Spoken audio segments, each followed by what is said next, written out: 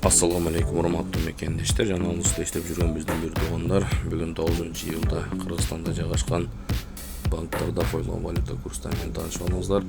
Жана видеого лайк басып, каналга подписка болууну унутпаңыздар.